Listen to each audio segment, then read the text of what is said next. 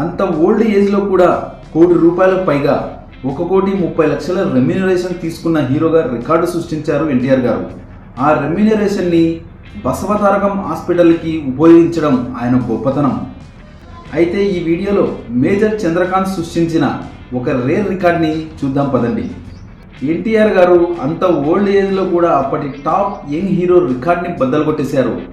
ఆ young hero mass hero మరెవరో కాదు, ఆయన నట వారసుడు, ఆయన తనయుడు నందమూరి బాలకృష్ణ గారు.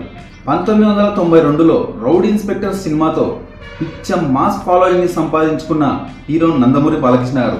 ఆ టైంలో మాస్ ఫాలోయింగ్ బాలయ్యది పీక్ లెవెల్లో ఉండేది. ఈ సినిమా 50 రోజులు 57 కేంద్రాల్లో ఆడి రికార్డు సృష్టిస్తే 1993లో వచ్చిన ఎన్టీఆర్ గారి మేజర్ చంద్రకాంత్ చిత్రం ఆ రికార్డ్ని బ్రేక్ చేసింది. మేజర్ చంద్రకాంత్ చిత్రం 50 రోజులు 63 డైరెక్ట్ కేంద్రాల్లో ఆడి రౌడీ ఇన్స్పెక్టర్ సినిమాని బీట్ చేసింది.